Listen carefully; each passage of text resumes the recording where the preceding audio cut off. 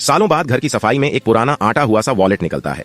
लड़का जब उस वॉलेट को देखता है तो उसे उसके पापा की याद आती है। खैर पापा तो नहीं है साथ। एक बार उनका वॉलेट खोलकर देखता हूँ, थोड़ा सुकून मिलेगा, यही सोचकर वह लड़का अपने पिता का वॉलेट खोलता है तो उसे सबसे पहले उसकी अपने बचपन की फोटो देखती है। उसके अगले खाते में एक बड़ी सी पर्ची होती है। लड़का पर्ची को निकालता है तो उसकी आंखें भर आती हैं। आखिर ऐसा क्या था उस पर्ची में? उस पर्ची के साथ 3-4 और पर्चियां जुड़ी होती हैं। वो पहली पर्ची पढ़ता है जिसमें जिन जिन रिश्तेदारों के कर्ज थे और जितना उधार चुकाना था ब्याज के साथ, वह सब लिखा होता है। दूसरी पर्ची में उस लड़के का कॉलेज एप्लीकेशन होता है जिसमें उसके पिता ने उसके फाइनल ईयर की फीस भरने के लिए 7 दिनों की मोहलत मांगी थी क्योंकि उनके घर से 65,000 रुपए और कुछ गहने भी चोरी हो गए थे। तीसरी पर्ची में उसके पिता की पुरानी का पेपर था जिसे वो दिल से बहुत ज्यादा चाहते थे, मगर सिर्फ उसके कॉलेज फीस के चलते उन्हें अपनी स्कूटी बेचनी पड़ी और किसी आदमी से बाकी के कुछ पैसे 10 रुपए ब्याज के रूप में लेने पड़े। चौथी पर सीमित पुरानी कोठी के कागजात थे जो बिक गई जब उस लड़के की मां का ऑपरेशन होना था, लेकिन उनके पास इतने पैसे नहीं हो पाए थे। यह देखकर उस लड़के की आंखों से एक बाद एक आंसू गिरने लगे। तभी उसकी पत्नी आती है और उन पर्चियों को देखकर समझ जाती है कि शायद उसे अपने पिता की याद आ रही होगी। इस पर उस लड़के की पत्नी कहती है, आज बड़े दिनों बाद अचानक ऐसा क्या याद आ गया कि इतने आंसू निकल गए? वह भारी दिल के साथ कहता है, कभी मुझे दिखाई नहीं मेरे पिता किस दर्द में थे। सुरेश के फाइनल ईयर में जो हमारे घर चोरी हुई थी वह किसी चोरे नहीं बल्कि मैंने की थी, सिर्फ अपने बाइक के लिए। पापा यहाँ कर्ज पर कर्ज बढ़ते रहे, अंदर ही अंदर घुसे रहे और मैं हमेशा उन्हीं को कोसता रहा कि उन्होंने मेरी एक इच्छा तक को पूरा नहीं किया। न मुझे दूसरे दोस्तों की तरह नए कपड़े लाकर दिया, ना कोई खिलौना दिया, जबकि मुझे शहर के सबसे बड़े स्कूल में पढ़ाने के पैसे थे उनके पास। माँ के इलाज के वक्त भी मेरे पास पैसे थे, लेकिन मैं उन्हें नसों में उड़ाता रहा, दोस्तों पर खर्चता रहा और जब पापा पैसों के लिए फोन करते तो मैं उन्हीं पर भड़क जाता। तब आखिर में जाकर उन्हें अपनी पुश्तैनी कोठी बेचनी पड़ी। इतना बोलते बोलते वो लड़का फूट फूट कर रोने लगा। तभी उस लड़के का बेटा पापा पापा बोलते हुए उसके पास आता है। वह पूछता है, पापा आप रोते हो रहे हैं? वह एक 7 साल का बच्चा था, उसे क्या ही समझ होगी। इन सब के उसकी नजरों पर चौवर पड़ती है। वह 5वां पर था जिससे वह लड़का शायद पढ़ना भूल गया था। उसका बेटा उस परिचय को देखता है और पढ़ना शुरू कर देता है। अरे जानकी, तुम चिंता क्यों करती हो? हमारा बेटा है ना, वह सारे कर्ज चुका देगा। ये दुनिया कहीं काम नहीं आती। आखिर में अपनी औलादी तो अपना सहारा बनती है, उसके लिए कमा लेने दो।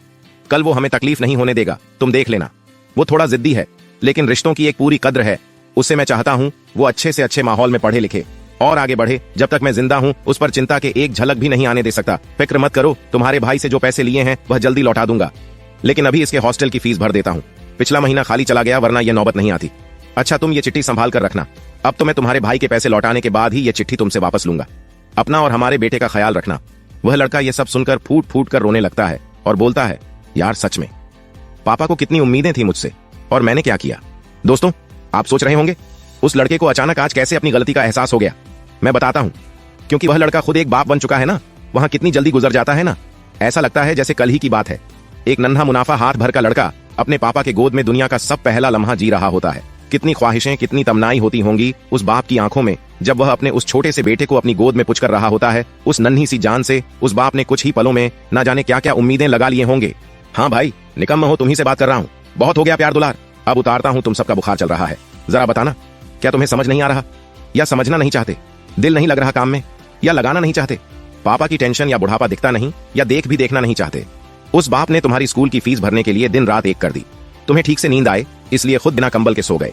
तुम्हें खाना टाइम पर मिले इसलिए वह बाप एक टाइम फोकस हो जाता है। तुम कहीं बिगड़ ना जाओ इसलिए हर वक्त वह टेंशन में रहता है। लेकिन अब क्या करोगे दोस्त, अब वही पिता बूढ़ा हो रहा है। हाँ दोस्त, अब कब कामयाब होकर दिखाएगा? तुम्हारे पापा बूढ़े हो रहे हैं, तुम्हें नहीं लगता इससे भी शर्म की और गिरी हुई कोई और बात हो सकती है कि एक बेटा अपनी जिंदगी में जीते जी अपने पिता का एक छोटा सा सपना पूरा न कर सके? पापा बूढ़े हो रहे हैं, अब कब सफल होगा दोस्त? कब अपने पैरों पर खड़ा होगा? कब उन्हें खुद पर घरों करने का मौका देगा? सिर्फ 5 साल, हाँ सिर्फ 5 साल। अगर आज विराट कोहली के पिता जिंदा होते तो उस क्रिकेट के राजा के बादशाह देख पाते।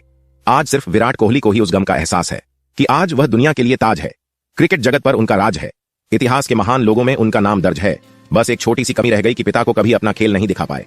सिर्फ जहां कहीं भी उनके पिता होंगे विराट की कामयाबी उनसे छिपी नहीं होगी। लेकिन क्या इस बात से विराट को तसल्ली मिलेगी? शायद कभी नहीं। ऐसा बहुत कम लोगों के किस्सों में होता है। शाहरुख खान को देख लो, आज भी उस बंदे को बस इसी बात का अफसोस रह गया कि जीते जी अपने माँ बाप के सामने वह अपनी शोहरत ना हासिल कर पाए। खुद उन्होंने कहा है कि बहुत किस्मत वाले होते हैं वह लोग जिनकी कामयाबी में उनके माँ बाप साथ होते हैं। ऐसे गिन गिन के नाम लेने जाऊंगा ना तो लिस्ट इतनी लंबी हो जाएगी कि मुझे इस वीडियो के 10 पार्ट बनाने पड़ेंगे। लेकिन सवाल वो किससे किराने का नहीं बल्कि तुम्हें समझाने का है।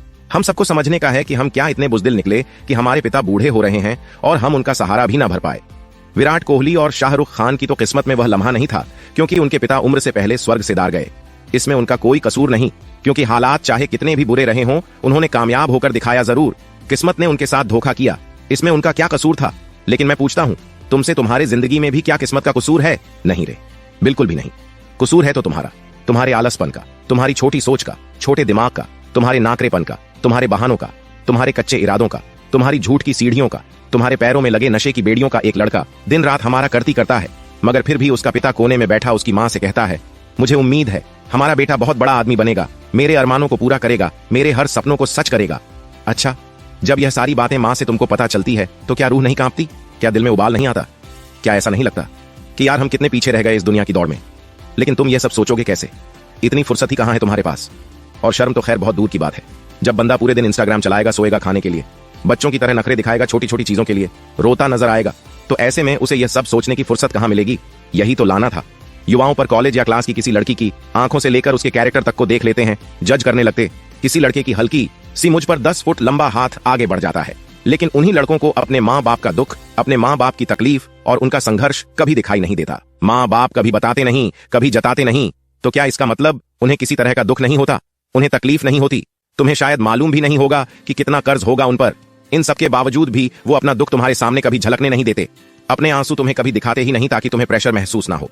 जिंदगी में तुम खुश रहो, सिर्फ इसके खातिर एक माँ अपनी खुशियां त्यागती है और बाप अपनी उम्र बदले में क्या ख्वाहिशें रह जाती है। और माँ बाप की अपने लड़के लड़कियों से सिर्फ वह इतना ही तो चाहते हैं ना, कि उनके बच्चे एक नाकाम नहीं बल्कि एक सफल जिंदगी जिए।